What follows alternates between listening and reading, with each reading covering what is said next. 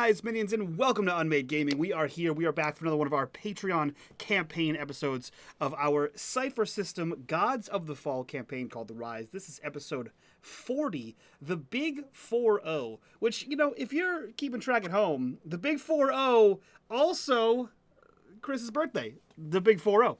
Happy birthday! Happy birthday to you, my friend. Yes. We planned this all the way from episode 1. Yeah, we've been actually slowly, incrementally making sure that this happened. But quick maths, if you're at 40 episodes on an average of one per month, that's over 3 years of gameplay, guys. We've been playing this for over 3 years. What an insane fact when you look at it that way. That's crazy. 3 and change years of playing this one game. And you guys still show up. I'm surprised you haven't quit yet. That being said, if you like what we do here and you want to support the channel like these fine folks, go check us out over on Patreon. I will say Patreon has a new feature where they offer a free tier. You can follow on there for free. All followers were converted to free members. And what that means is I can now make stuff specifically for the free groups. So anyone who is a member, both paid and free, is getting access to cool things like our campaign recaps of our non-streamed campaigns, such as my home Tales from the Loop game, another spacefaring game that we're playing over on Start Playing Games, and potentially other games that I'm running at home I may start writing recaps for. But that is at the free tier. Go check it out over on Patreon. Link in the description down below. While you're down there, click on that Discord link. Join us in the Discord to be a part of the community, be a part of the conversation. And as always, in the bottom right-hand corner, you will see the corruption bar. That bar serves two purposes. One is when that bar fills, I try to make Chris cry. And two, every single dollar that goes into that bar goes back to this channel for editing, artwork, new PC parts, a mortgage, you know, fun stuff like that. Without further ado, Norm is trying to get you to cry, Chris, as well. Without further ado, let's jump in here. So previously on The Rise, after making their final preparations, Mina, Corax, Antares, and Seydlitz left Samora bound for the 10-bar holdfast by way of Dawnsfall. Upon reaching Dawnsfall, Corax's hometown, the godlings found the town completely destroyed, as if hit by a massive storm, with uprooted trees and burned buildings everywhere. Searching the wreckage, Mina found a strange crystalline orb, and upon stepping closer, he received a vision of the destruction of Dawnsfall at the hand of his sister. So that is where we pick up.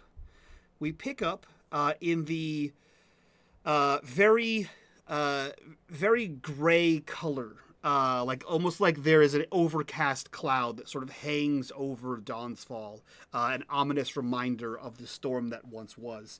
We see the skeletal frames of buildings, homes, general stores, stables, what makes for the town hall, everything either destroyed, dilapidated, or burned to its rafters. Everything on the ground is sort of this kind of grayed out kind of color. We see several craters where something hit the ground, like a lightning strike or something of the kind. And we see Corax, Antares, and Seydlitz all sort of picking about the town or looking over the town in their own way. But we'll start with Mina. Mina, you received a very strange vision of a horde of Nefar attacking Dawnsfall and left without its protector. Rhea stepped up and in doing so lost control of her powers and thus blames you for the destruction of the town. You alone have seen this, and you knew, actually you and Antares knew this was coming, that she blamed you. The two of you heard it firsthand. Mina, what are you doing? How are you feeling? When you see Mina, you see that his grip on the orb is white-knuckled. It's almost like he's trying to fuse his hand to the orb. And eventually he looks down at the orb, peels back a couple of his fingers, and then puts the orb somewhere in one of his pockets near his chest. So he's got a little sash he can put that on. And he looks over at the others before heading to where his Aunt Tiss's house was to see if there's anything left there. Go ahead and roll me a 1d6 plus 3.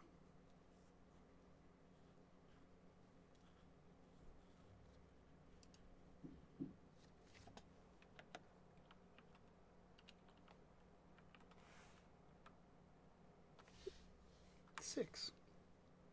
Okay. Good. Yeah, you head over, and anyone sort of looking around, it's deathly quiet here in the town. The occasional gust of wind will kick up a little bit of dirt and ash as like a little dust devil spins out. But anyone who's not actively looking into something can see Mina heading off in a direction with a vague sense of purpose. Not like he's just wandering, sort of more of a trudge. Unfortunately, Mina, just like the rest of the town, you find the rough approximation of where your Aunt Tiss's house was. And I say approximation because it's hard to tell cinders from cinders. You see framework of a house that looks like identical framework to another house nearby. But there is no house where your aunt lived. Mina will make a show of looking through the wreckage to see if there's anything that pops out of him, but he's not really looking. He's really just trying to work out what he can do to help, what he can do to fix this. And if he happens to spot some paper that's dry enough to write on, he'll pick that up, and he'll pick up some charcoal. He'll find a space to lean down, lean against, and he'll write quickly on it. For any survivors, guards will be coming through in the next 10 days. Accompany them to Samora, and you'll be taken care of. And he'll head back into the center of town, where the Elders' Hall was, and anything that is standing enough to draw attention, he will attach that note to a door frame or something like that with a spear tip or knife that he can find on the ground, and just look at the rest of them and say, I think we're done here. You, as you kick around, just to go back a bit there, as you kick around, looking for any signs of just anything, really, like you're not even sure what you're looking for. It's not even searching so much as sifting dirt with your foot. You, at your aunt's house, you slide your foot over a pile of debris and dirt and ash, and your boot clunks against something small and metallic. Yeah, Mina will continue to nudge his foot, trying to get underneath it and flip it up to see what it is. You find a small, maybe 10-inch diameter metal tin, charred, unable to make out what it is. You can see like the metal has warped in places, but you do see there is a lid sort of fastened over the top of this thing.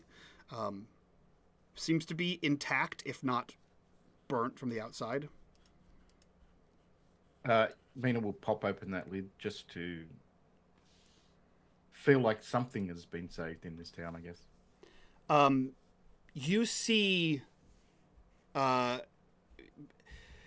barely readable, but understandable nonetheless, as the paint has, like, bubbled and warped. On the inside cover, you see the name Aldorn. And inside, you see needles and bobbins. It is an entire container full of threads, needles, bobbins, like the thimbles. It is, and you know, looking at it immediately, that this is what makes for your father's first aid kit. This is the at-home safety net of a tailor. Something like this would accompany him on any journey to any location, would be in every home that he stayed at, in case of an emergency tear. In fact, you probably have a smaller version of it yourself that you've been carrying around. This for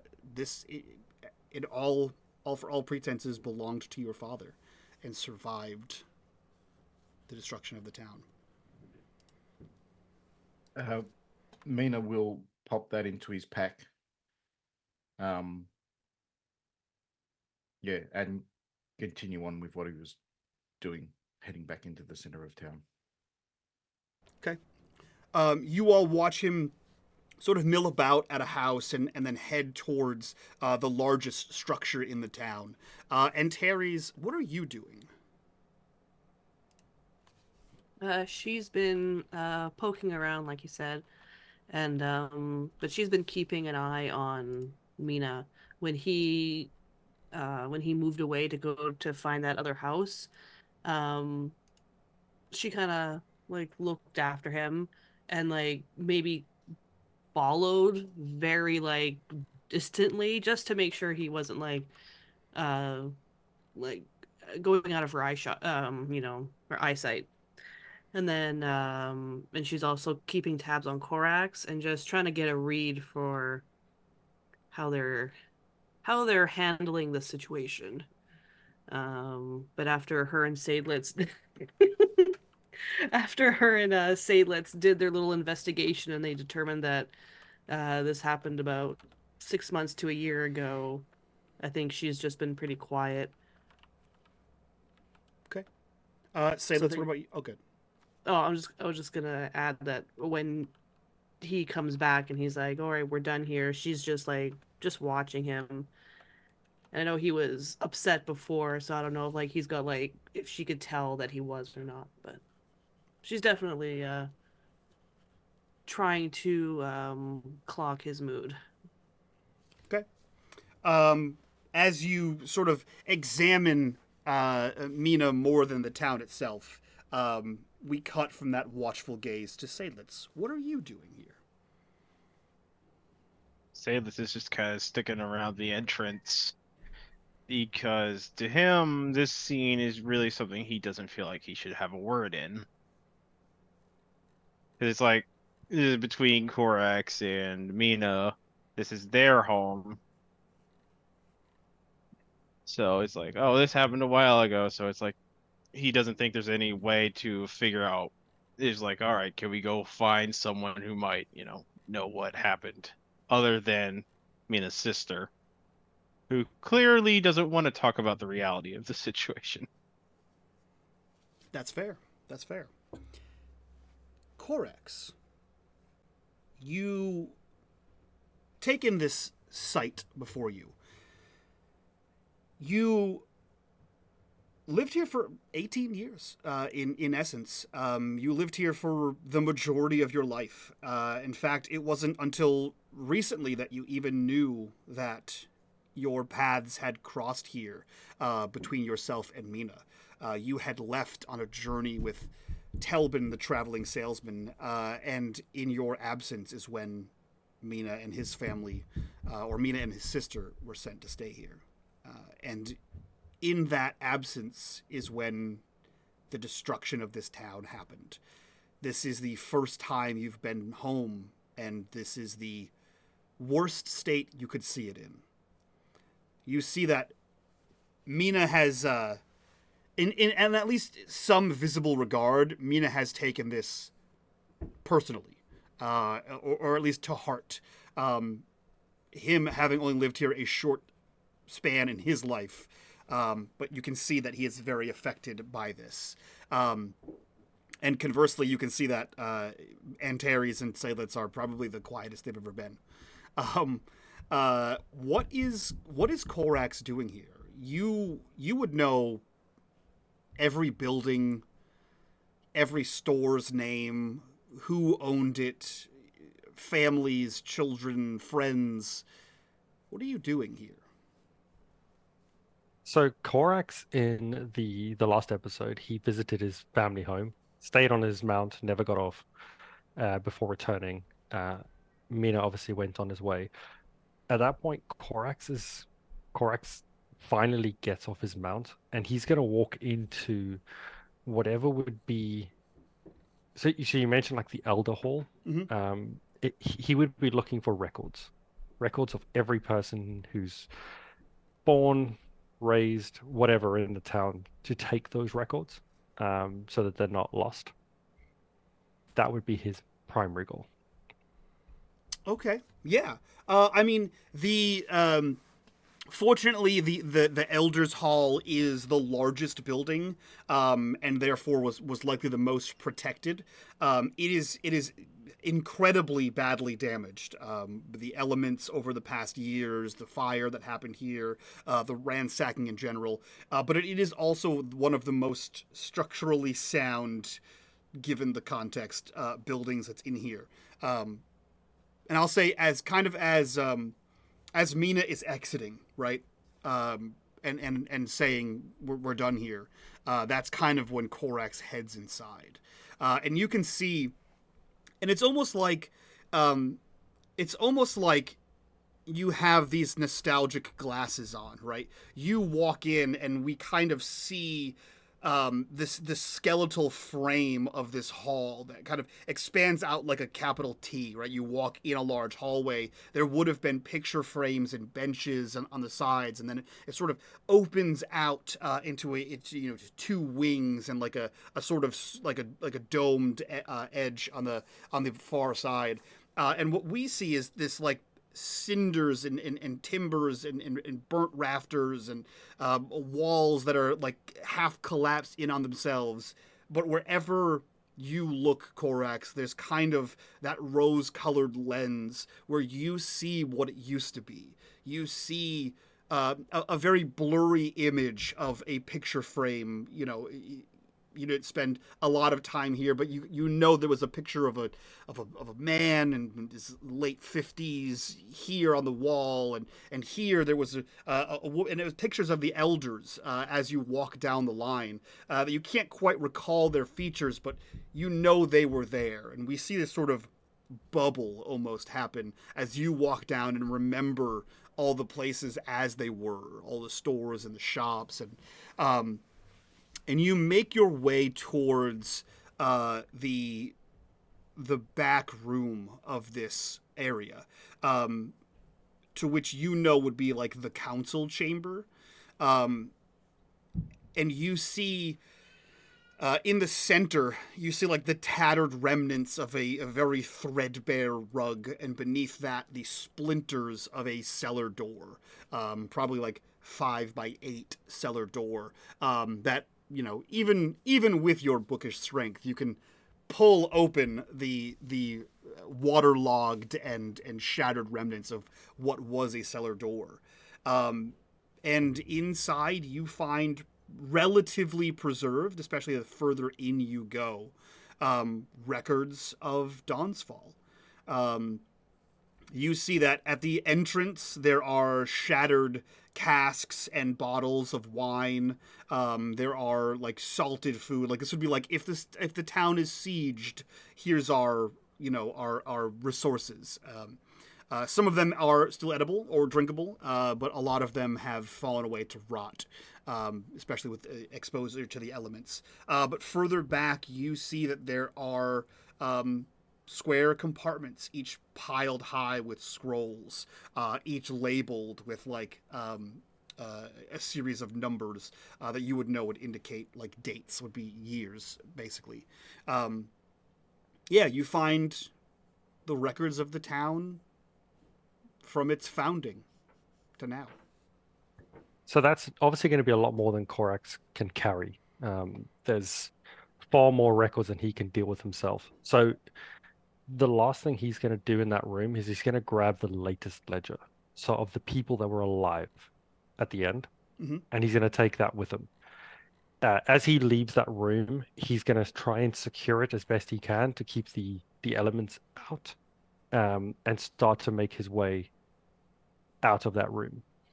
He would make a note for Mina as well on his way out, just get a caravan here to collect these records, and for them to be the note is for someone else, not necessarily for Mina, but to get these records taken to his library so that they are placed on the shelves within there.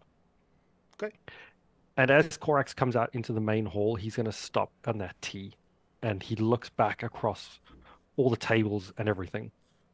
And I think that's when he feels the weight of that rock that he's carried with him from... Because he had the round rock, and he kept that with him.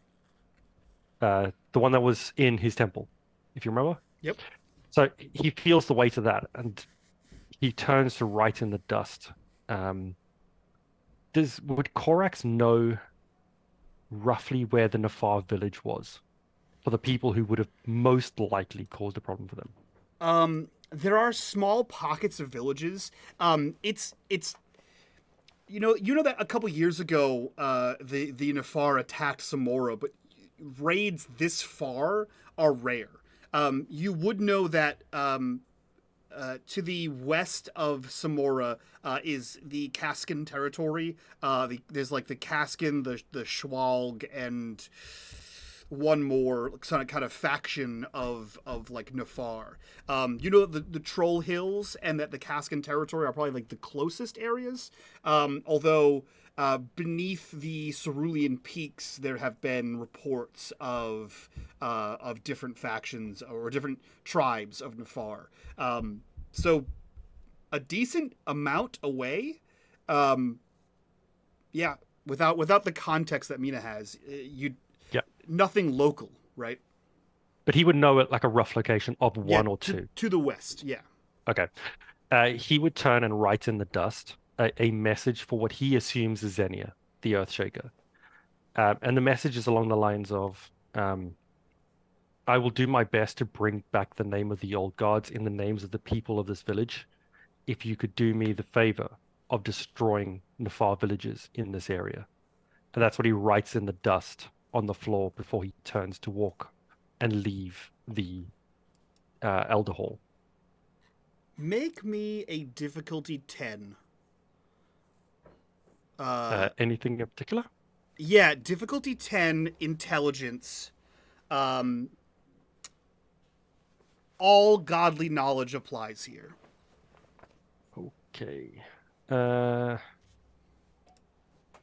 Does this have anything to do with finding details? It does not. It has everything to do with gods. All right. Difficulty 10, which is impossible. Is absolutely impossible. And we're going to submit that, and we are going to use all of our effort. So 3 effort. And if I should I can't use my divine shifts because that's to do with knowledge, science, and crafting tasks. So no, no assets. No, that's a failure, Mike. You can use your shifts. This is all knowledge of all godly beings. Okay. Do you want me to roll the? Cause it's an no, extra... you can just re-roll the whole system. Reroll. Yeah. Okay. Knowledge of godly beings, difficulties. So that will reduce it to a 7. Okay. So I'm just going to roll a 7 because I can't add enough assets. Success. Okay. Very, very interesting. So you take the maybe animated stone, the somehow moving stone. And that was his reminder. That was his reminder in his bag because he kept it with him. Oh, right. That was his reminder of Xenia. It was just a reminder to him of her, or of them. Right. Okay, so it wasn't the actual stone that sort of No. rolled around. Got it. So you write in the debris this long this long message in the dirt. Interesting. You feel, all of you feel the ground shudder beneath you. Not violently, but like enough for you to kind of go, oh, did you feel that? Just enough of a shift to be noticeable, but it's quick enough to not be like concerning, right? In that time, Korax, you alone in the Elder's Hall, the writing on the ground, it shakes enough that like it's enough vibration that the writing you did sort of shifts away and becomes ground again. And you see pebbles and stones and small like fragments of rock begin to like roll together in the shift. And then once the ground stops moving again, you see it like continue, like these little pebbles and fragments of rock begin to roll together. And they spell out a sentence. It says, Soroyer, have you survived? I'll put that in chat for you. Does that name mean anything to It Korax? Absolutely does. Have you survived? You know, without a shadow of a doubt, Soroyer was the god of knowledge and art before the fall. You have claimed one of her domains. Whoever is responding to you seems to believe you may be her.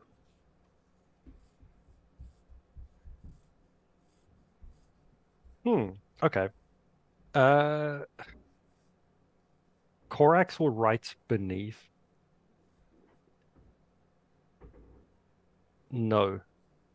This is Korax, the new god of knowledge.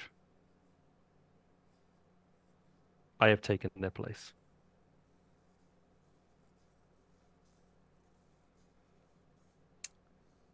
You all feel that same shudder again. This one a bit more noticeable and lasts for a bit longer. Enough for one of you to like stabilize yourself on something, to be like, oh shit, this is happening. Probably Mina, who's like carving a note, right? Like to put his hand, like enough to give you a little bit of a shake. And the rocks sort of tumble and reform. And it says, too few survived. Take care.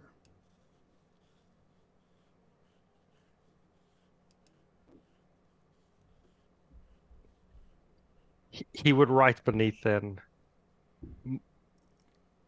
more have ascended since, and we will. There is no further shaking, no further rocks moving.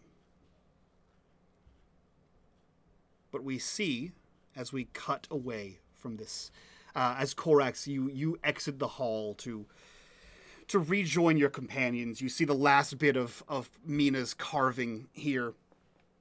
We have a little narrative aside as the camera pans west. Too far west. It seems to go west beyond the trees, beyond floating ice or snow-capped mountains, beyond lakes and hills and mountains. And we see the landscape change, but change in a way that is also familiar, almost like a perversion of the Afterworld. And we see mountains and creatures and this huge, massive sentient floating piece of skin. And we see 1,000 stairs up, at which we see sat the Rakshasa Queen. And you see attending her is a skeletal minion. And a short conversation, unheard by any of us, happens between the two of them, as she leans forward and looks down and sees hundreds of Nefar at the base of her tower. We cut back as Korax leaves, rejoining the other three. What are you all doing now that you've reunited?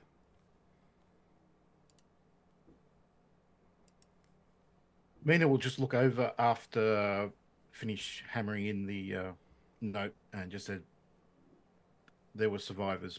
People got away. Antares would regard him steadily. Where would they go? I don't know much about this area. They could have gone to the holdfasts, I guess. No one in Samora seemed to know that the fate, so it doesn't seem like any of them went that way. Okay. Are you all right? Yeah, I'll send the guards back this way. Maybe they can pick up anyone that's been unable to move on too far. Take them back to Samora. Well, it looks like this happened a while ago. At least 6 months ago. It can't hurt. Korax, a bit emotionless like a robot, walks towards Mina on his way to his mount and hands him a note and just says, I need the records from here taken back to Samora then with the caravan as well. And he hands the note over. Yeah, Mina will take the note and he'll say, 1 second, and he'll give the orb to Korax and say, I found this. I think this was what was involved in the destruction here.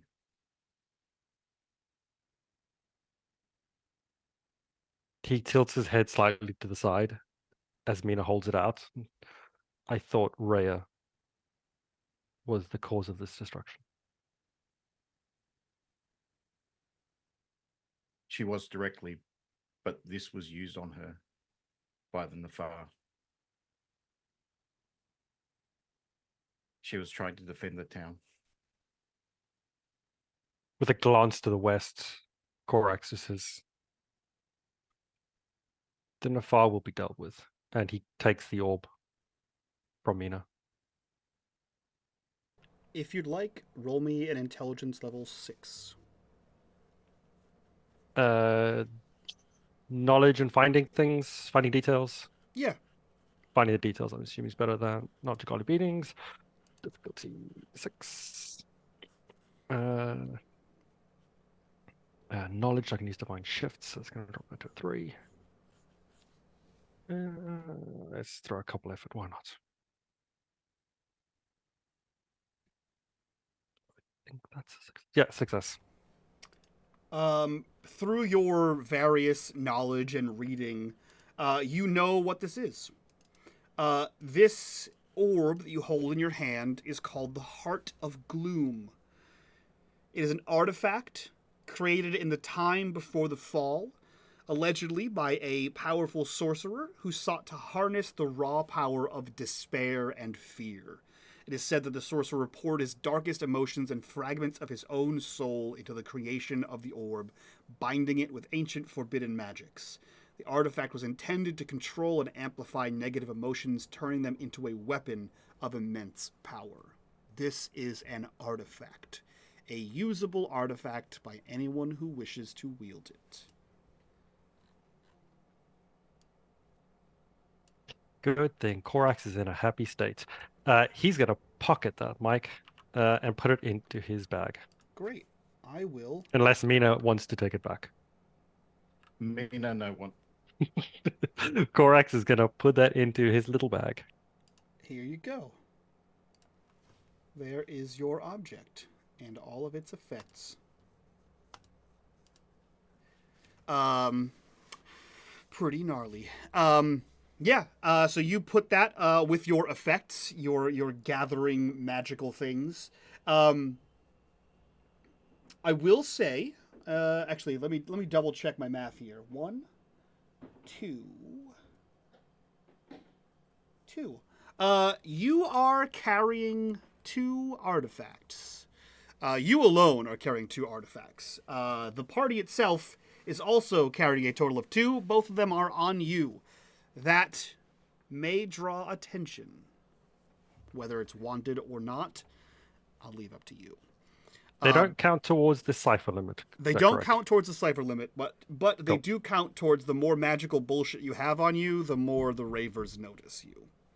Or the Seraphs. New friends. Yeah. Yeah, who doesn't want to be friends with a malevolent skin rag?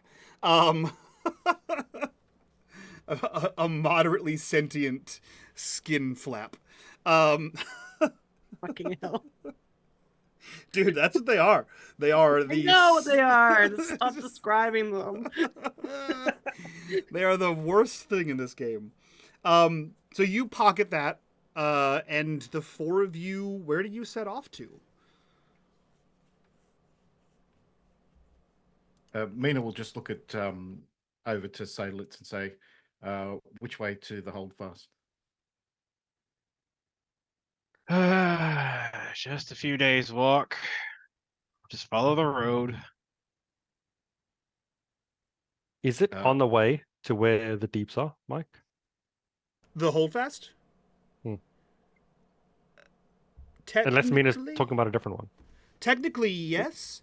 All of the holdfasts are strategically located, like, near entry points. So, Tanabar is the furthest away. If you're looking at the map we have, Tanabar is here. And the deeps are this whole terrible area over here. So all of the holdfasts are positioned near entry points of the deeps. Some of the holdfasts are lost; they're like gone. Some of them are unruly. Tanabar is probably the most like civilized of the holdfasts.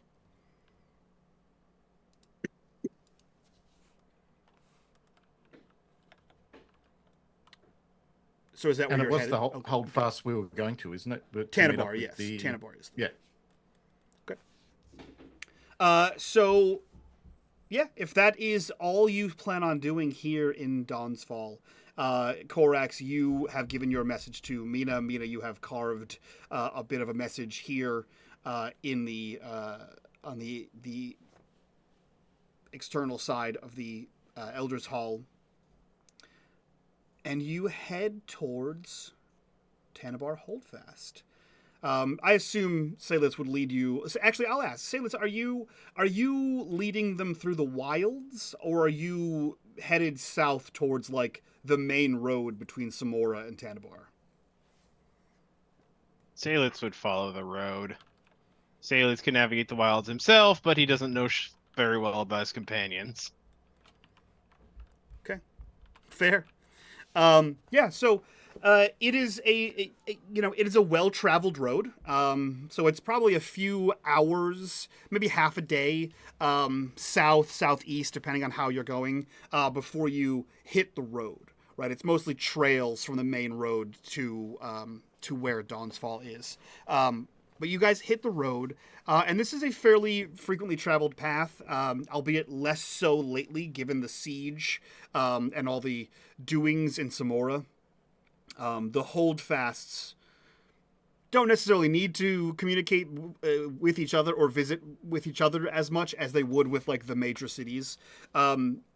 But yeah, this is a well-worn wagon trail leading to and from here. You know, you head to the east, making your way to Tanabar. You pass by a few people here and there, but it is a several-day journey towards Tanabar. Is there anything you all would be doing on your journey? This is the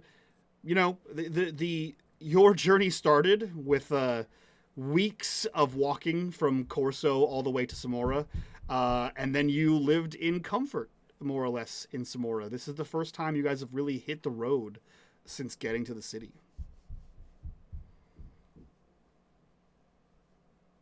I think near the beginning, like probably like pretty soon after they leave Dawn's Fall, and Terry's would sidle back up next to Korax. And she wouldn't say anything at first, but after a few minutes she would look over to him and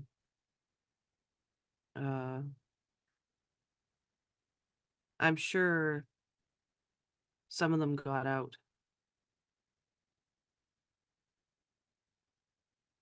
Possible. I don't hold much hope. Well, I'll hold on to some for you then. If that's okay. He shrugs. If it makes you feel better.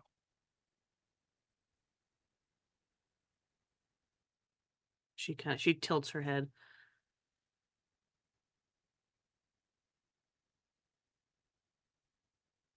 I'm sorry the outcome wasn't what I was hoping.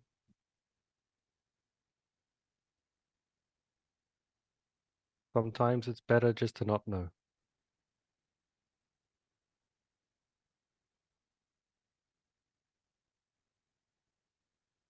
Maybe. It's not bad always living in the dark.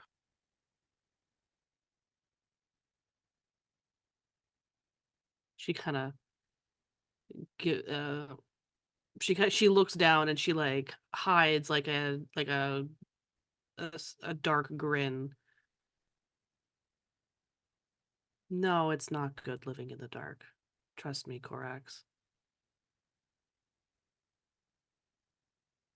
It might seem that way, and it definitely might seem that way now, but one day, no matter what the outcome of this is, if you find your family or not, you'll be glad you know.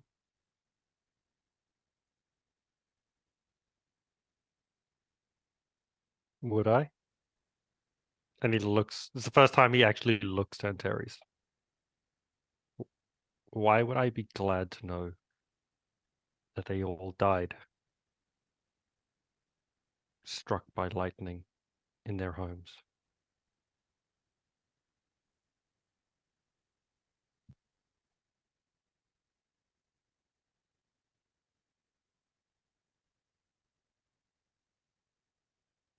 I don't have an answer for you. I just know that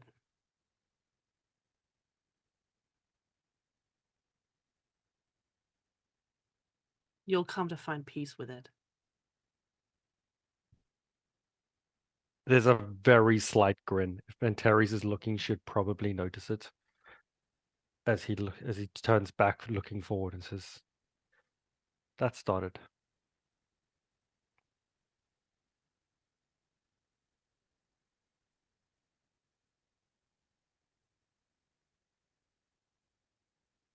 Those Well, responsible are probably dead already. how do you know that?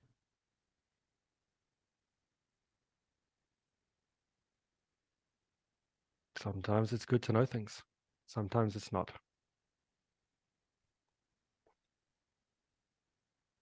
Her eyes narrow a bit. The guards are still around, Antares. Doesn't hurt to pray to them once in a while. Sometimes they listen, sometimes they don't.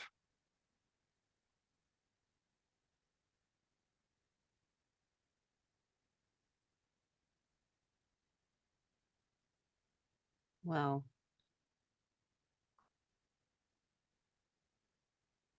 if you ever want to talk about anything, then she motions towards where they came from. There's a slight shake of his head. Mina, I think, is more upset. More impacted by what's happened than I am. I think she goes to say something else, but then she looks down and away and then doesn't say anything. Well, the offer still stands. For as long as we draw breath. He does a kind of half bow in acknowledgement, but says nothing. Yeah, and she doesn't say anything else either. The days pass, day into night, night to day, as you all trudge in different levels of solemnity to Tanabar Holdfast. Seydlitz leading the way. This is a path you've taken once or twice. And it's following a road fairly straight east from Samora. Very difficult to get lost. Again, you pass people on the way. You see a returning caravan headed from Tanabar to Samora. Many of the people, a good number of people had fled or been evacuated from the city in the days leading up to the siege, and most of them are returning. You see, small remnants of the other guard caravan groups, what are now your fellow generals in the Samoran army.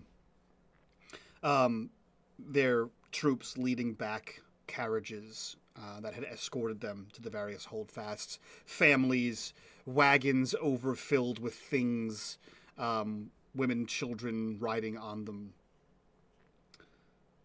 They greet you as you pass. Some know who you are. Most of the officers or guards are familiar with you and render salutes, if not fully understanding who you are and the guise of divinity. Seydlitz on occasion will be holding up the V for victory hand sign. Yeah. And the four of you make your way to Tanabar Holdfast. Now, have any, obviously, Antares aside, has anybody been here before? I think Mina probably has been here at least once when his parents were traveling around. Okay. They traveled Seydlitz most has of the ring been road. brought here a handful of times by his father in his younger days. Okay. And if Talbin's come this way, Korax would have potentially. Makes sense. Perfect. As you make your way here, the first thing you see are massive quarried stone walls, thicker even than the walls that surround Samora.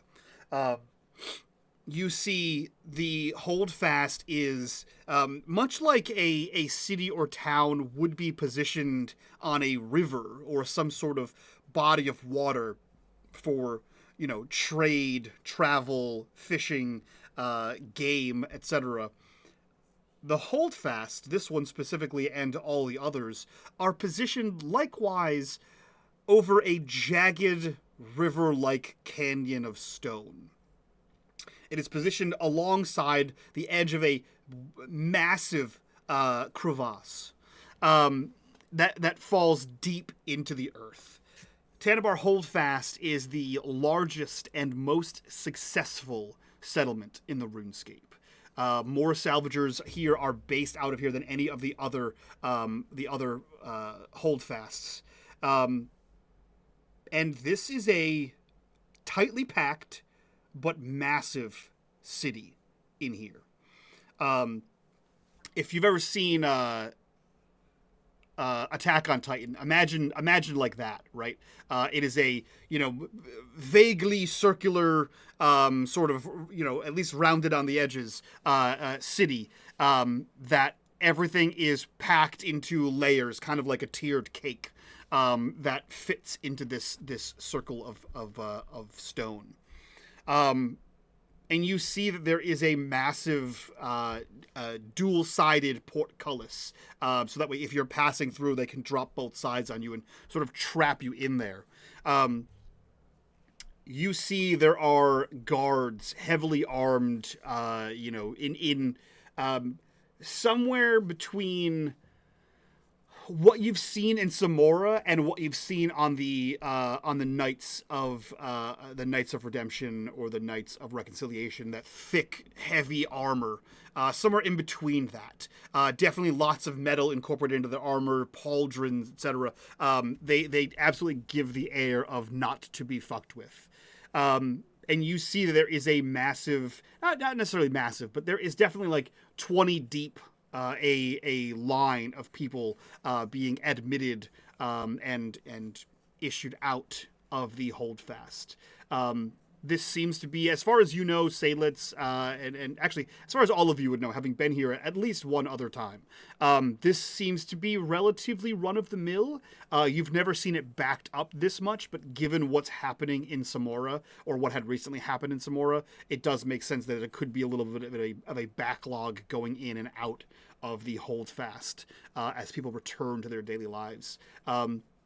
You see two of these armored guards on either side of the portcullis, and you see probably a small squad of them, like three, in less armor, are standing around somebody with a like a slicked back black hair, sort of a fine vest, a little bit of like pantaloons, and he has a checklist or like a survey that he is filling out, asking people like what their intents are, where are they headed, why are they coming here, like a census kind of thing. The four of you sidle up to the back of this line. Is there anything you're doing here? Do you assert dominance and try to force your way in, knowing you? Seydlitz looks back with a bit of concern at Raiden for his massive size. I mean, you see that there are oxen, beasts of burden. Yeah, no one else has a direwolf. But it seems as though as long as you claim all animals on the census, it won't be an issue, you think, but without actually speaking to somebody. Seydlitz is actually going to ask, is like, hey, Raiden, you have silly abilities that I don't know about all about. Can you shrink yourself? Let me see. Can he shrink himself? I don't actually know if He's can. magical. I don't think he can, but it's like he's magical. Maybe? He can. It's not on his he cannot. Character sheet, but not on his character sheet. Here's what I'll say. I will let you. This is going to be a difficulty 7. And I will let you roll whatever you want for this roll. This is essentially the command of your godly powers roll. So you can use whatever pool you want, and you can spend effort to this as well. But it's a difficulty 7 roll.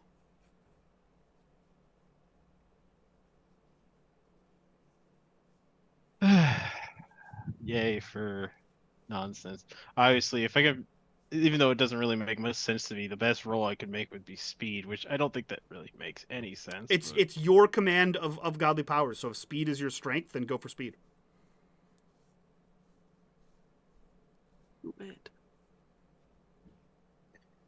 All right, difficulty 7. I have 2 divine shifts in dexterity, which is like movement, acrobatics, initiative, and speed defense. Would that count for here? Yep. So that's 5. I can apply a maximum of 3 effort. And we're out of combat.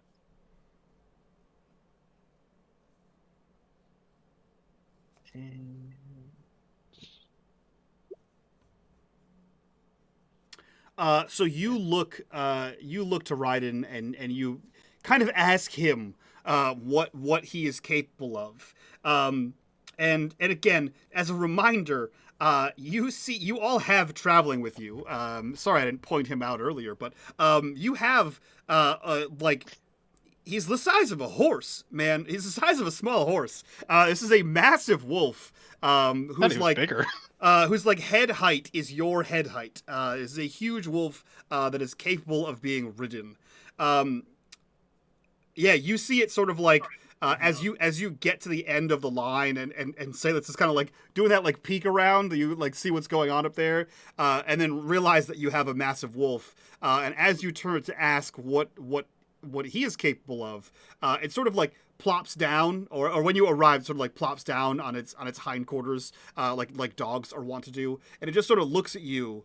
And as you ask it if it can shrink, it stands up again to its full massive horse height, and takes a step towards you, and you see its paw, its front left paw, like sink into the ground. And you see it lean forward and begin to follow its paw down, as you realize it steps into your shadow and disappears. Huh. Shadow hacking. That's useful. Can you still hear me, Raiden? You can hear in your head like a little... All right. I have to figure out what more you can do. To learn as you go. Mm-hmm. Yeah, so the four of you now stand in this queue. Every 5-10 minutes or so, it takes a step forward, or a wagon-sized step forward, as the four of you get closer and closer towards the gate. I don't think it takes long before Korax has had enough. And he's going to step to the side and just start walking. And if anyone tries to stop him, he will flare his Nimbus and just keep walking past them. Seydlitz will put his hand on Korax's shoulder to try to stop him.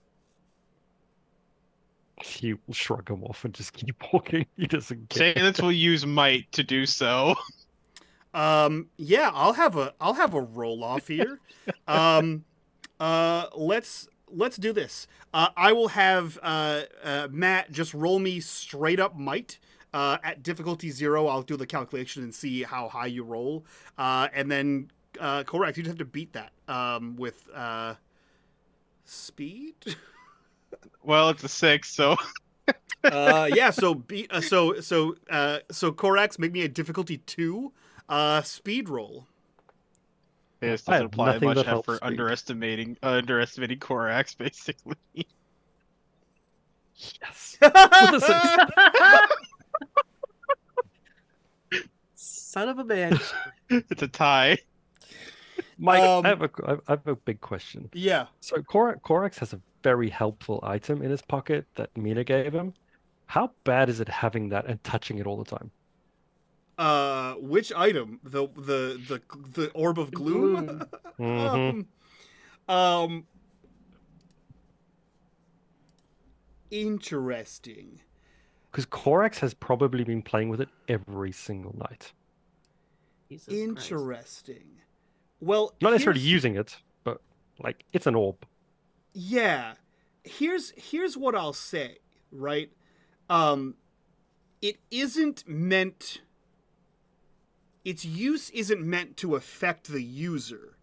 It is meant to worsen and control those around you.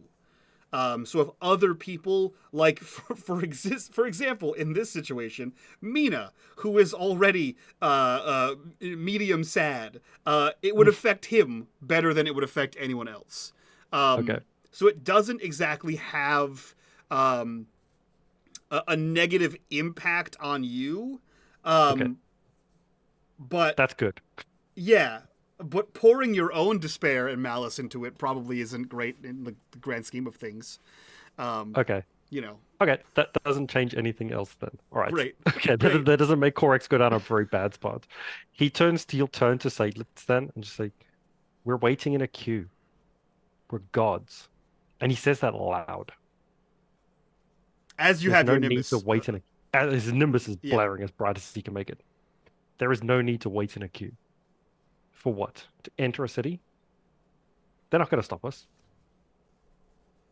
If you let your divine providence let you decide your actions, you will soon turn into a tyrant of your own making.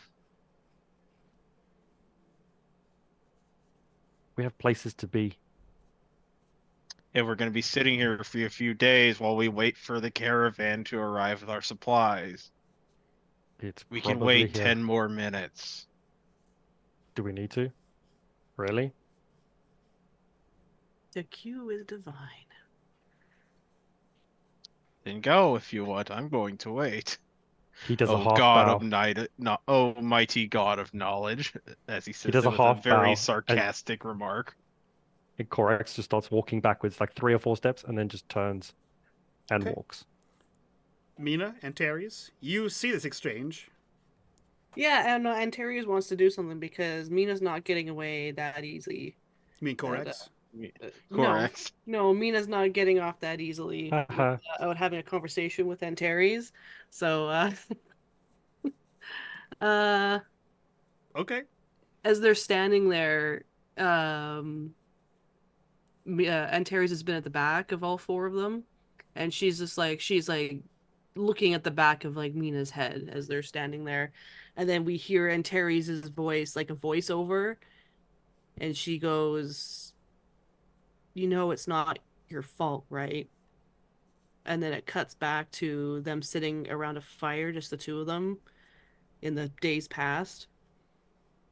Maybe Korax and Seydlitz are already asleep and they're just sitting around the fire that they started. And she's sitting like next to him. Mina's probably sorting through the tin of sewing supplies, taking a stock take, working out what needs to be replenished. And he just looks at Antares and says, well, it's not Ray's fault. It would appear it's just an extremely shitty set of circumstances. And I know she blames you for what happened. She said so as much. But whatever she's feeling, it doesn't mean it's correct. And I'm not trying to invalidate her feelings either, but what happened back there, it wasn't your fault. It wasn't directly my fault, but my actions led to it. Maybe. We don't know that for sure. They may have said some big words that they were going to come back and come back for revenge, but you see, they were taking things, a resource from that town. You know, and then once you destroy your resources, the bad thing about that is that all your resources are destroyed. So it may have been some other thing. It's not definite that that's the reason why they returned.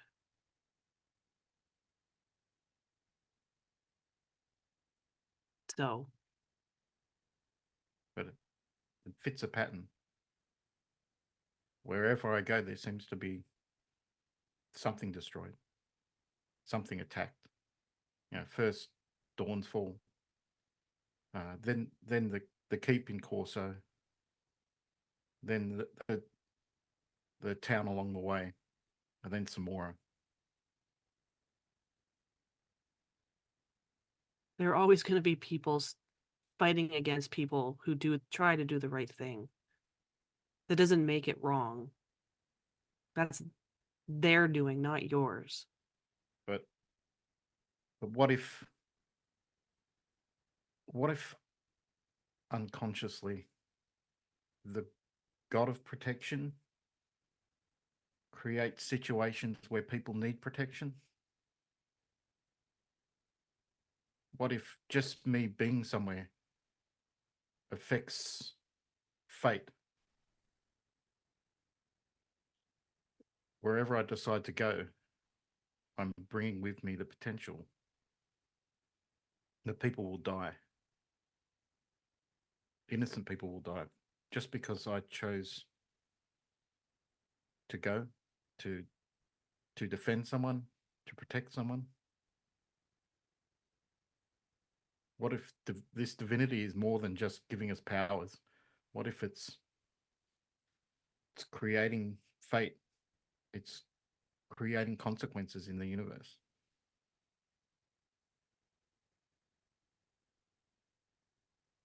I don't know. Maybe pray to the god of fate for an answer. And what if that's true? What are you going to do? Stop being who you are? I don't think I can stop being who I am, but I can certainly stop bringing these situations to people.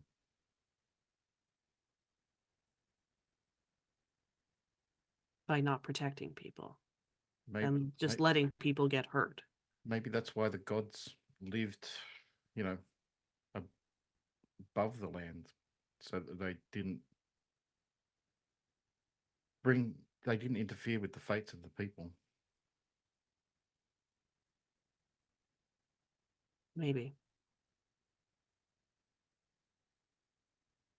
But I still feel that knowledge is kind of out of our reach right now.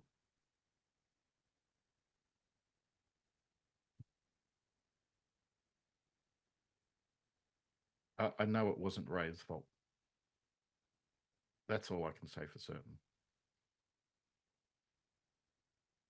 She looks at him closely, like she's like trying to read him, because she doesn't know what he saw, right?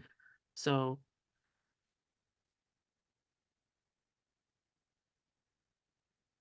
you think there's redemption in there for her?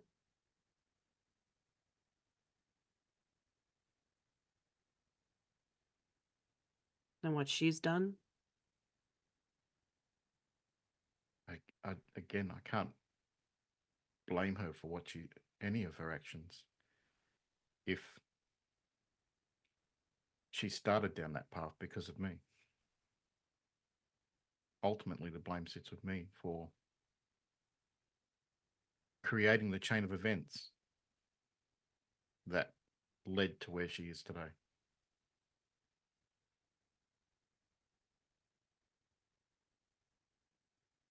Well, maybe there is some redemption in there for her then. Maybe I'll say a little prayer for her that she finds it. Because she ain't gonna find it on the current path that she's on, or sorry, with the current company that she's keeping. What about your brother and sister? There's chance of redemption for them.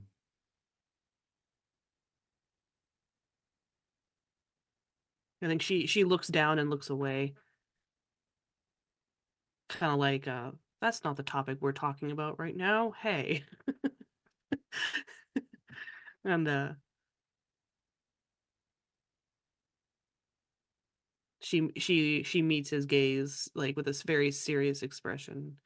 Maybe. But they have to want it. And just like Rhea.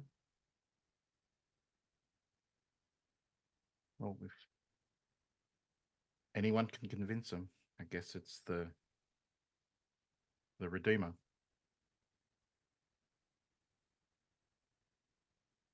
Seem to recall that's your title, not mine. I think it's safe to say that we know who the true Redeemer is here. I think she cracks like a cheeky grin, and she Corax. And she chuckles.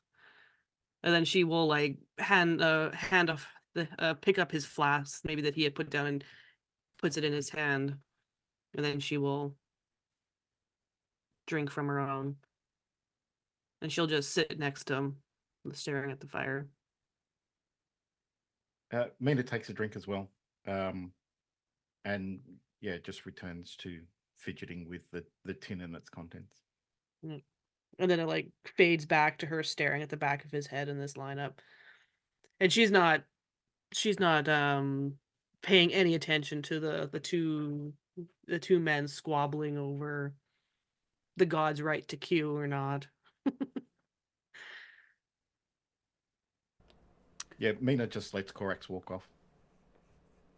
Great. So we follow an unruly nerd down the queue towards the main gate. Where you see, as I said, you see two heavily armored guards on either side of the portcullis. You see three medium armored guards are sort of milling about in a watchful sort of stance around the man in fine vest, pantaloons, slick back black hair. Pointed goatee with a couple of like beaded gems in there. As he is asking questions of people, their intention for being in the town. Are they delvers? Traders, etc. Do you approach this man at all, Corax, or do you just beeline directly into the city? Corax is walking past him. He's not stopping unless great. someone tries to stop him. Great. The three guards that are with him, they're there to guard him. And you see that one of them like sees you from maybe about 10 feet away, and like you see him like look at you, and there is an obvious air of confusion, and he like elbows one of his buddies, and he turns over and looks at you, and then he like reaches over and like tugs the third guard, the woman that's with them, and she looks over as well, and all of them are just staring at you confused as you waft by, robes sort of billowing, nimbus glowing, as they lose sight of their patron and follow you towards the city, just sort of like, get a look at this guy. As you make your way towards the gates, you see the leftmost guard at the portcullis, who is brandishing a spear. It's probably like a 8-foot-long spear, almost like halberd sort of cut. As he steps back, and you see him lower the spear towards you, not like in an attacking stance, but definitely like a don't walk into the pointy end kid sort of stance. And he steps directly in your line, and he says, did you not notice the line? Corax, like before he's actually reached the pointy end, as he's still walking, he looks at him, head tilted. Did you not notice the nimbus? And he's still walking towards him. The principles of the holdfast keep everything running very smoothly. It's a bureaucratic operation. You will form a line and wait to be in processed. And he like continues to like, as you like maneuver out of the way, he continues to like sidestep to try to keep being in front of you. Corax eventually stops, looks at him and says, no. You can move aside. There is confusion because no one... It's been a long time since anyone said no. It's sort of like the way things are done. He says, it's not optional. It's a requirement to get inside the city. So Corax looks to the gatehouses on either side. Are the doors closed? They would be no, they're I mean, yeah, I guess because the guards would have been standing outside the door, but it's just like a wooden, iron banded door. The portcullises are raised, like to get into the city. So he's gonna stop for a second, and he's gonna look at the two doors, and he's gonna cast a spell. he is going to lock them using his grimoire. So Okay. a gate, a door, a chest, whatever that can be locked within lock range, snaps shut and is magically locked. So he's going to lock both of those doors so that no other guards can come towards him. Okay. And then he sighs and he looks at the guy and he raises his hand and he's going to use his other ability, Fling. And he is going to violently launch a creature or object about your size within short range instead of flying a short distance in any direction. And he's just going to move the guy sideways. Outstanding. So you like lock the door, and then you just sort of flick this guy off to the side, and we hear a classic Wilhelm scream as this guy goes flying. Just like he's not sending him off into the depths, into the hole. Yeah. He's That's just throwing him to the side. Guy. Yeah. You fling him to the side, and we hear that Wilhelm scream of unexpected tossing. And then from behind you, we hear, "Oh shit!" And the 3 guards that were guarding whatever this bureaucrat was doing sort of spring to, and the other guard at the other gatehouse door realizes what happens and sort of like comes out of his stupor and is like, "What the fuck?" And begins to move towards you with his spear out. And several people, like the bureaucrat hasn't quite noticed, but several people begin to like back up, and there's like a lot of like shouting happening, which cascades in that like slinky effect of everyone backs up, and like you see a horse like rear up and sort of step backwards, a cart bumps into something, and a train of reverse movement, of chaotic reverse movement, sort of reverberates down the queue. Enough to the three other people who are casually waiting, Antares, Seydlitz, and Mina, who are just standing around waiting their turn. You see a bunch of movement, like slowly inching chaotically back towards you, and you can hear shouting coming from in front of you. What did the 3 of you do? I just imagine they see a guy go kind of flying off to the side.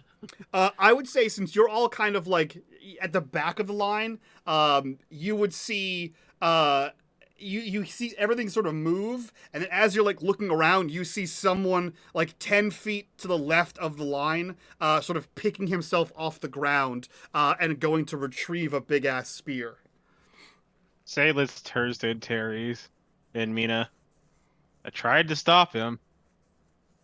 She leans over and she looks down the way. What the hell? Oh shit! And she half taps, half like grabs Mina to get his attention forward, and then she's gonna make her way to where Korax is. Okay. Also, Mike. So once the guy was flung to the side, Korax started to walk. Great. Into the. So Antares, you grab everyone's attention and you begin to head quickly, casually. Hand on the hilt of her sword, walking quickly. Okay. Mina and Seydlitz.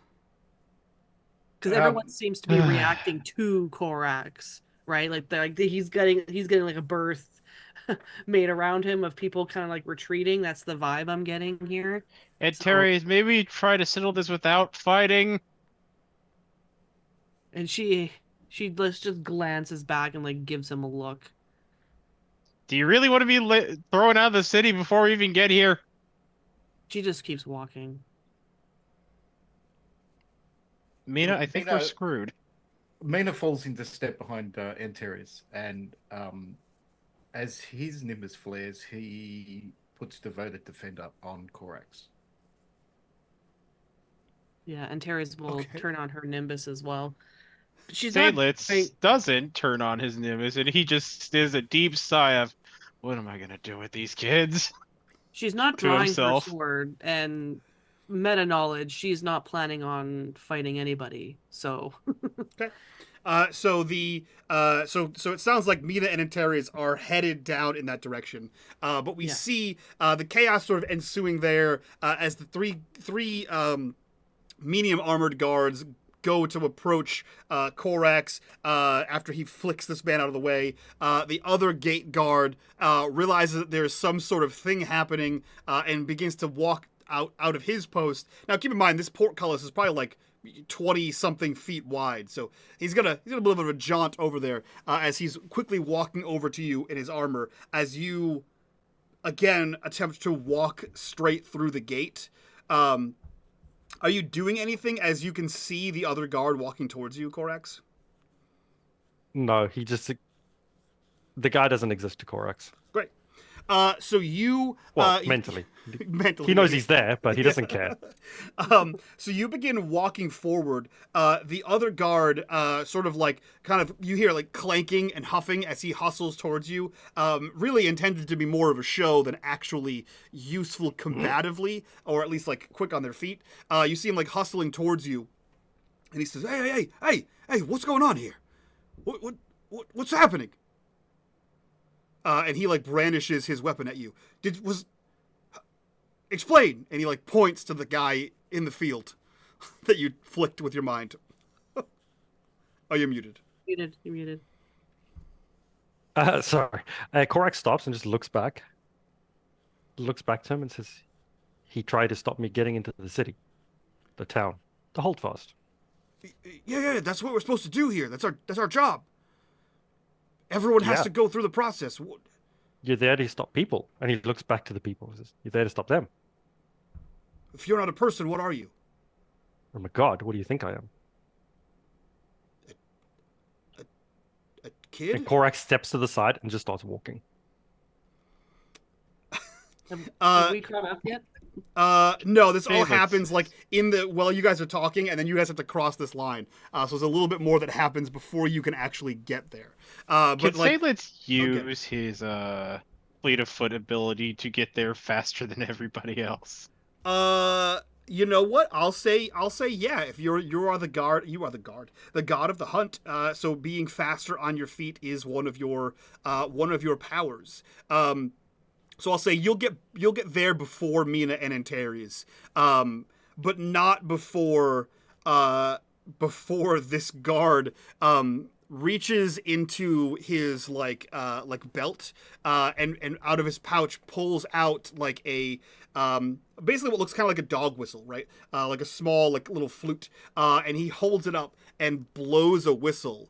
And Korax, you can hear like booted feet running down the guardhouse, and then you hear like wham as they slam into the door, and you can hear the door shaking at its timbers as they're trying to. You can hear like, what the? It's fucking. Oh, who's got the keys? Keys, pass them down. As like there's people trying to get out of the guardhouse. And you see the guy who's like was just talking to you has his spear pointed at your back as you're clearly still walking away.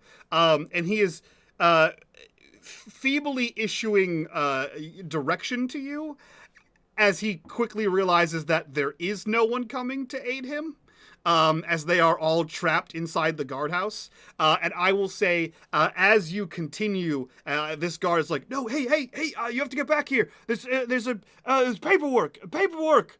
Don't you understand? That is when we see an anime-esque whoosh, and like wind moves by, and Antares, your hair blows in the wind, as Seydlitz appears very quickly in front of, maybe like 10 feet in front of you guys, about 10 feet behind the guard, brandishing his weapon at Korax. Seydlitz, you are the first on the scene, technically. What do you do? Hold your horses, everybody. You see the guard round on you with the spear, very aggressively. Now, sir, do you mind putting that down? We need no harm here. He's just had a bad day. I know you're trying to do your job, but he's a bit impatient. I tried to stop him. Antares and Mina, you arrive right as Seydlitz is saying, I tried to stop him. It says, Yeah. There's a certain order of things that happen here. The principals keep everything running smoothly, and everything is done a certain way. And she, as she walks up, she puts a hand on his shoulder, and her nimbus like glows with like the warmest like golden sheen ever, and like you hear like that anime like sparkle sound, and she is bolstering her nimbus Add the to little wow in there as well. to awe people Okay, for 1 minute. great. And As she's like, Mina walks up as well, he activates his new ability, Fury. And so for the next minute, all melee attacks you make inflict an extra 2 points of damage. Jesus Christ. What an aggressive turn! I know, right? What a Yeah, twist! she's awing. She puts her hand on this guy's shoulder, and she's like, "And you are doing, Sir, mind if I get your name? Are you the one in charge here? Hold on 1 second. G, what were you saying? Yeah. She puts her hand on his shoulder, and she goes, "And you're doing a fantastic job following the rules. We have some divine business in the city, or in your lovely holdfast, and we need to make haste. We do not have time." And her nimbus like just like sparkles. And Seydlitz she quickly smiles at whispers him. to her, he's like, we're going to be waiting for a few days, so it's not really hasty. Listen, fucking shut up. All right, sir, are you in charge here by any hold- chance? I'm gonna let G roll. I'm gonna let Antares roll for that because you did try to like persuade him. Is what it sounds like you're trying to Yeah, do. I'm trying to smooth over that the four of us have divine business in the city or in the Yeah. whole fast, so they need to skip the line. Okay. What is the mechanics for bolstering your Nimbus? Does it actually add anything to your? Well, no, stuff? it's like well, I don't have the exact wording Yeah, written it's all right. down. I'll look but it up. it's- I'll look it up. Wasn't sure. Yeah, it's like I can do awe, terror, confidence, or protection. Oh yeah, this is your new. The tier 3 domain. Yeah. For my divinity. Bolster Nimbus.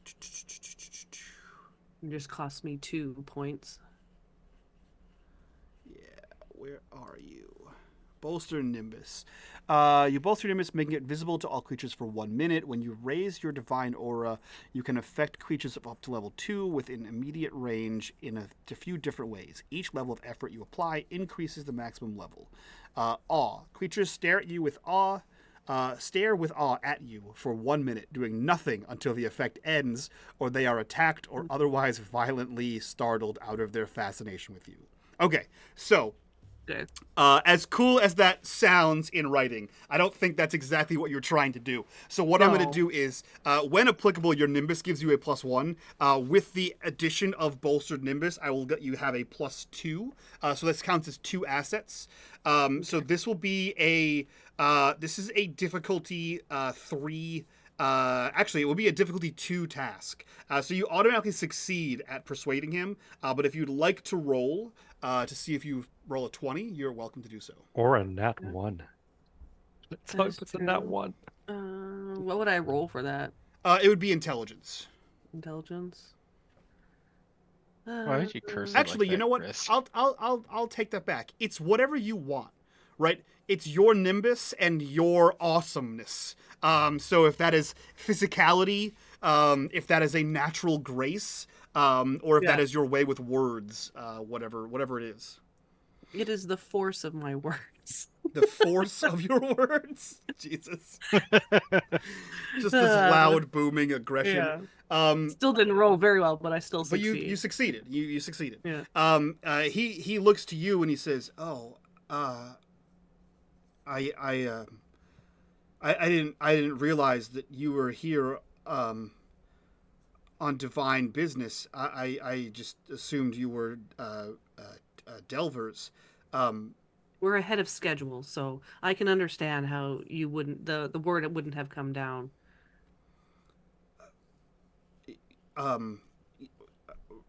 Yeah. And she points a, I'm Antares, this is Mina, this is Seydlitz, and that gentleman over there is Korax. We're here to do some things. You understand? I It's think a more proper introduction would be Wise and Terry's. It says Eh. Kuz's throat, and he's like, I am General Seydlitz of the city of Samora. Is your Nimbus out? No. Okay, great. So you announcing your title, he looks to you and he says, "Oh, I didn't realize that we would be receiving officers from the castle. I apologize. Typically, word gets sent down ahead of time.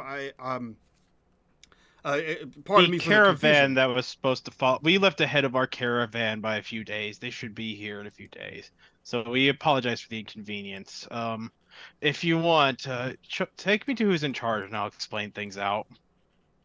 You would know. Okay, I'm gonna let you make this choice. You would know that there isn't one person in charge. The people that run the city are referred to as the principals. They are like the principal, rulers, as it were. There are like some 20 of them, and usually you have to buy your way to principal status. But you would know several of them. You would know the name of several of them. Let me see. Let me just grab the names real quick here. Yeah, I think the Terrors would be like, I don't think we need to escalate it that far. You would Well, know. Seydlitz is wanting to know like direct chain of command of the gate guards, not like who's in charge of the city. That more or less is the people in charge of the city are it. So I'm going to give you the 5 most important people. So you know that one of them is named Banaka Dal. And you know that she is like the most powerful principal here. Essentially, she was the first principal here. And you know that name very well. Because not only is she like the first principal, she's also one of the first delvers, and she's been delving for 30 years because she's one of the 3 overseers of the Whitecaps. You know that another one named is Dalaha, and she is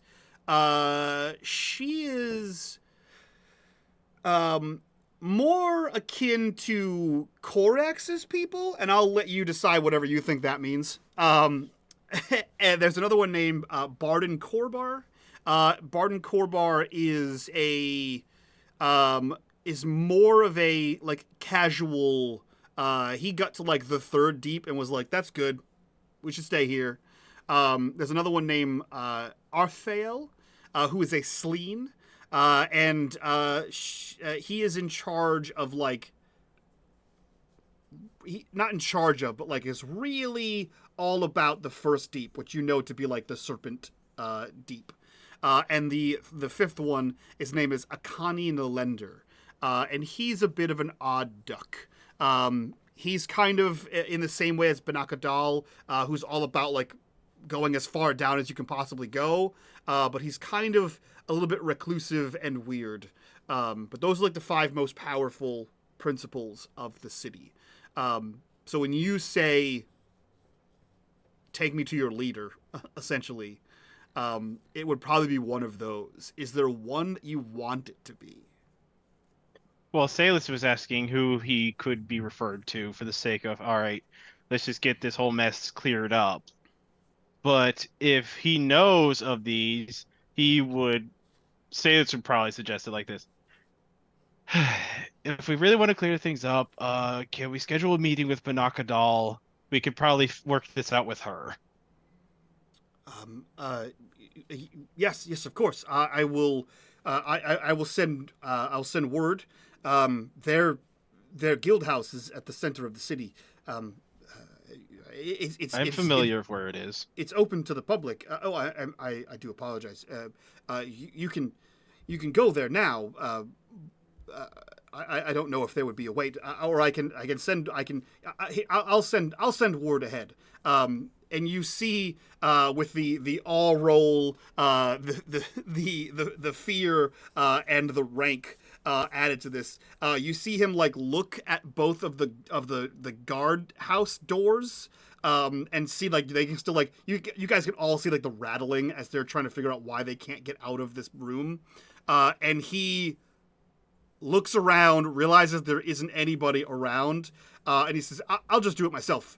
And he starts to make towards the center of the city, as though he is going to announce your presence in this moment. Leaving the three of you standing there with a running away guard and a casually walking away Corax. Can we head in or no? Yeah, there's no guard here to stop you. There's no one. Okay. We're just gonna walk. Okay. Following Corax. Seydlitz is going to yell towards Corax. Can you unlock the door now? Muted. You're muted. I clicked the button 3 times, it didn't work. Corax never stopped. He just kept walking. So the whole time you guys were talking to that guard, he just kept walking, and he found a tavern. Great. The first one, the closest one, he walked straight into there. Great. So, Seydlitz, you kind of shout before you realize that he's gone. The three of you sort of stand in the portcullis. Where are you headed? So there are no guards around to stop this flood of people from coming in. You can see that they're not flooding in. They respect the rules. They're not like a bunch of brigands. I think, and Terry's looks at Corax. What the hell are you doing? Corax is gone. He's at a tavern. Oh. Yeah, he literally, as the whole conversation with the guard was happening, he just kept walking. Okay. And the first tavern he found, he turned into. Seydlitz will turn in Terry's me. You two go ahead. I'll wait here for him to come back. Yeah. When you said the three of you were walking away, I was thinking Corax and Terry's and Mina. Well, no, they're walking in. Okay. Mina Mina? falls And into then step looking to behind see if they could see Antares. where Corax went. Okay.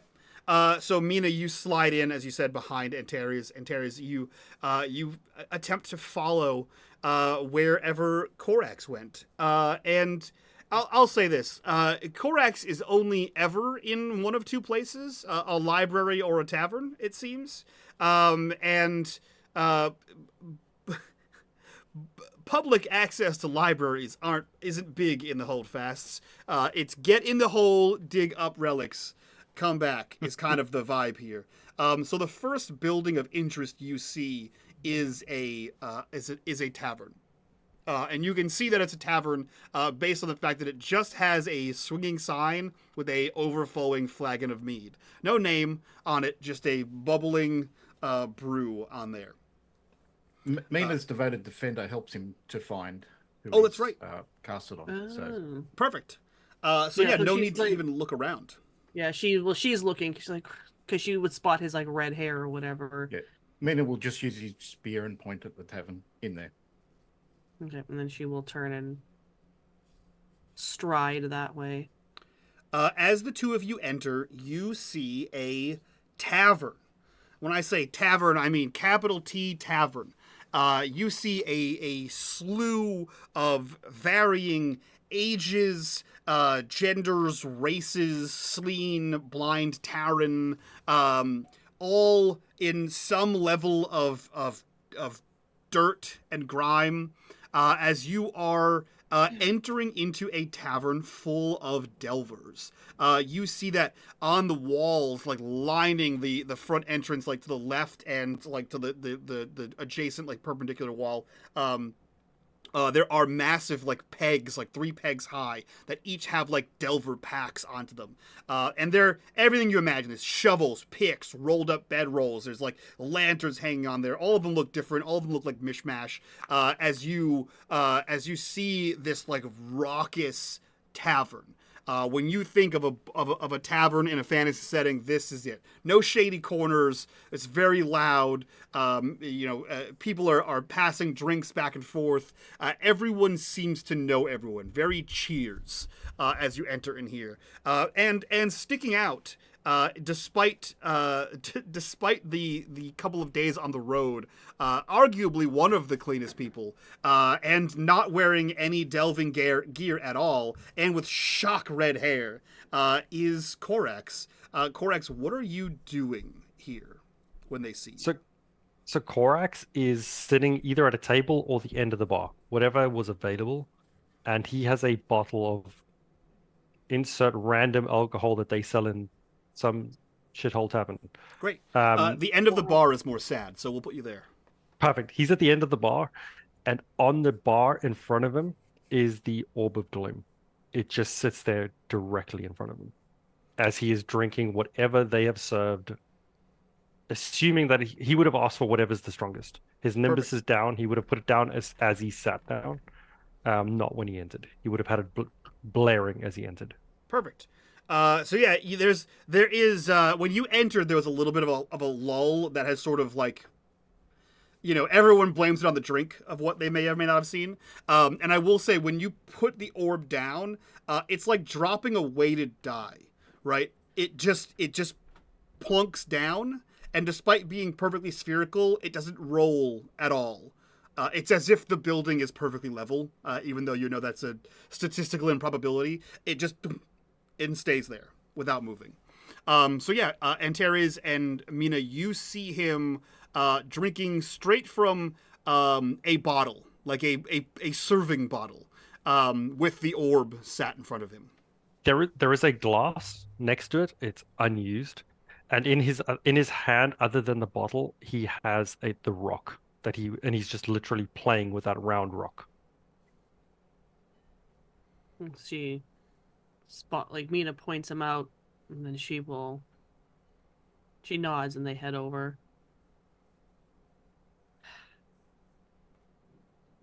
So,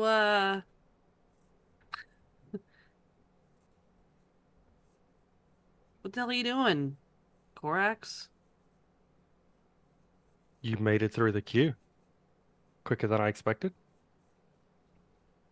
Well, we didn't have to threaten anybody or whatever the hell you were doing. They were making them brandish their weapons at you. I never threatened a single person. Really? Didn't threaten them. And what I happened? moved one Just guy. waiting our turn like everybody else. There's no need to wait turns. Well, yeah, because you're wasting precious drinking time, apparently. Well, you can go and meet whoever you need to meet in the city. I don't have to meet anybody. Well, it's better than sitting in a queue.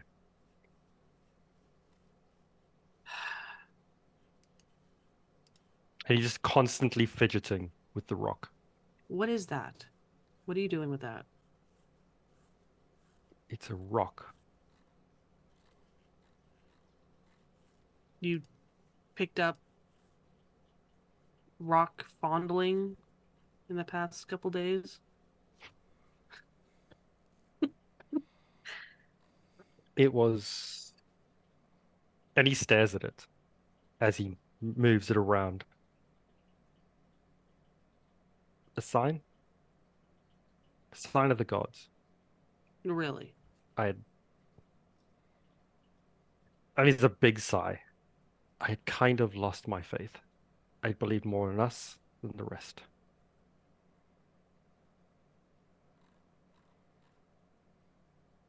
But the others are still there. That's what the sign told you?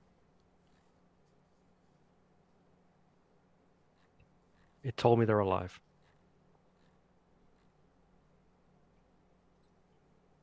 Some of them. And he shakes his head. And the tone of his voice is not one that he's saying this just about the gods. You could probably realize that he's talking about more than just the gods, but he says, some are gone, Some are alive, but we don't know how many. If any, but the one I know.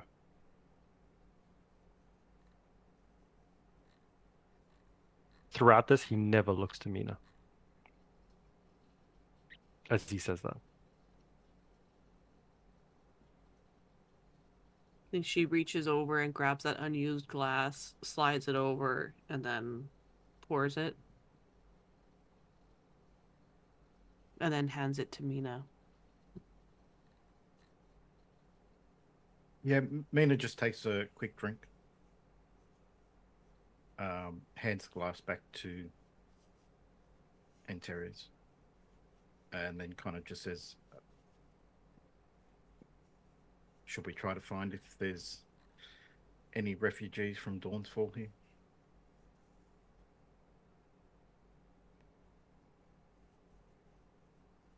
It's the very slightest of shakes of head from Korax. Not enough to look at him saying no, but just shaking off the thoughts. Is it worth it? Is there anyone? I saw people had gotten away. How, Mina? He reaches over and picks up the orb and says, this showed me what happened. People escaped. It's not a scrying eye, Mina. I don't know what it is, but I know what I saw.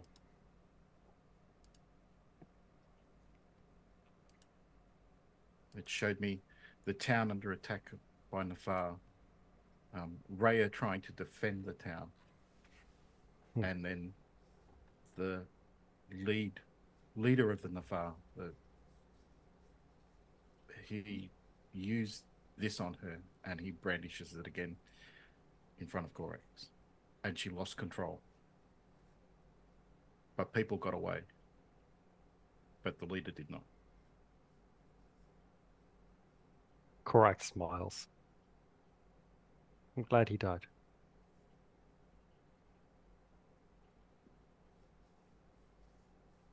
And Mina just puts the orb back in front of Korax and says, we should see if any survivors came here and see if we can learn who survived. I want to find out if Tissa was one of them.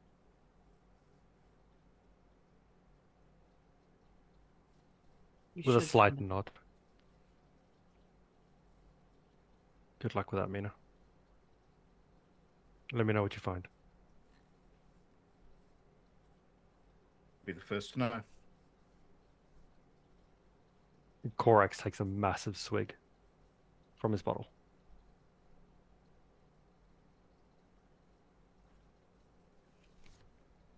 Mina will turn and head to another part of the bar, and he'll just start asking around.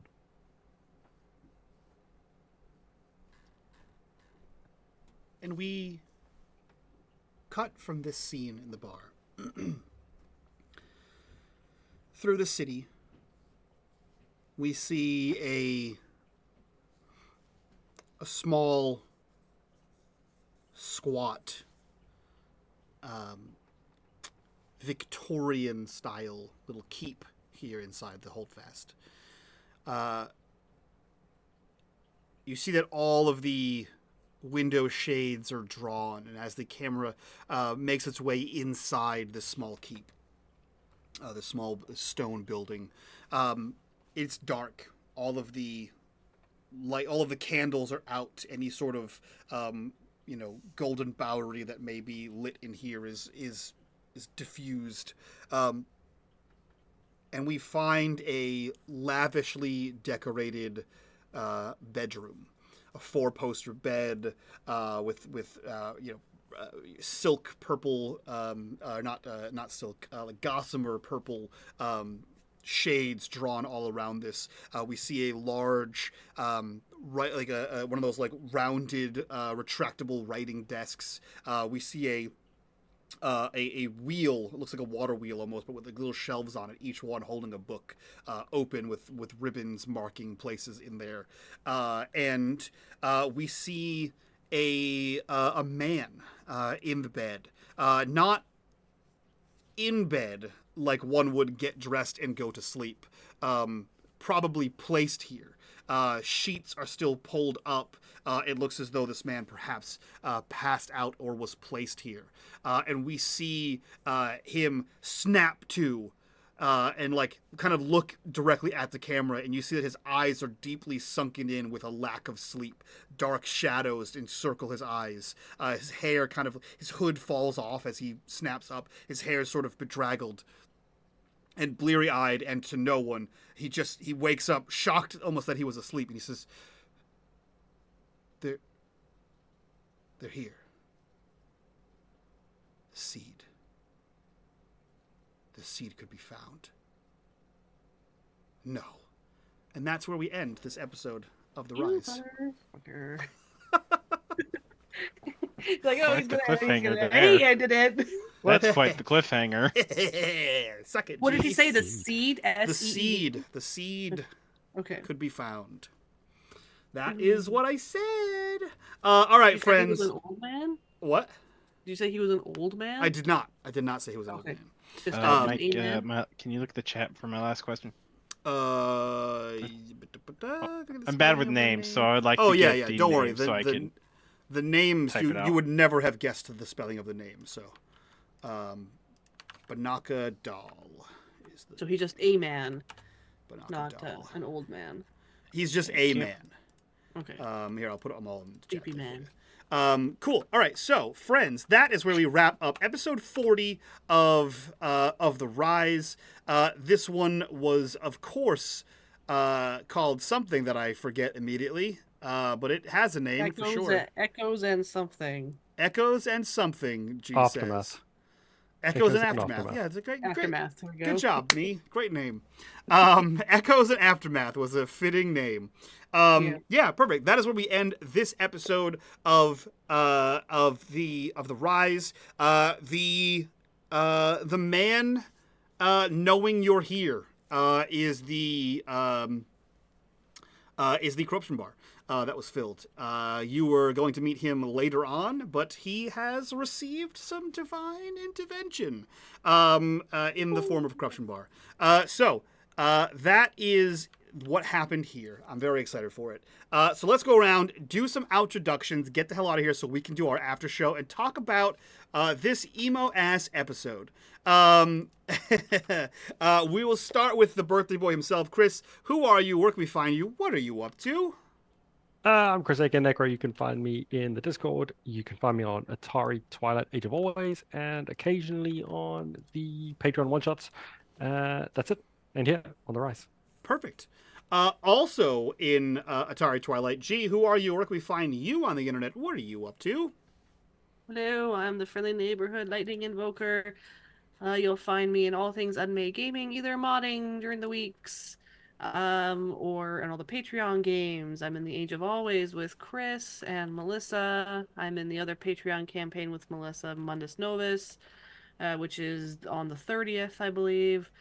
The one-shots are next weekend, so make sure you stick around for that. And Ask a Lich is on Mondays, make sure you're around for that. And you'll find me in the Discord all the time. Yes, and we actually have the Rises rescheduled for next month, so you will see us, I think, on July 5th. The first Saturday in July. Well, the 5th is a Thursday. The 6th. July 6th. July 6th. Yeah. Yeah. Perfect. Cool. Yeah. So, join us in the Discord for any of those rescheduled dates. We'll talk about them in there, and all of our other games. But from that, we go over to, Snow. Who are you? Where can we find you on the internet? And what are you up to? I'm Normal Snow. You can find me in The Rise and in the one-shots and sometimes in the Discord. Hell yeah. Definitely not posting pictures of drunken outings. Definitely not. And last but not least, Matt, who are you? Where can we find you on the internet? And what are you up to? I'm Matt or D. You'll find me in the Patreon campaign Rise and the various one-shots on Mike's Discord as well. And that's it. Hell yeah. That is it from all of us. Thank you so much for being here. Thank you so much for watching. Let us know what you think that man was dreaming about and what the seed is. But for now, we will see you guys next time for more of The Rise. We're going to get out of here. So from all of us to you guys, bye-bye. Hey.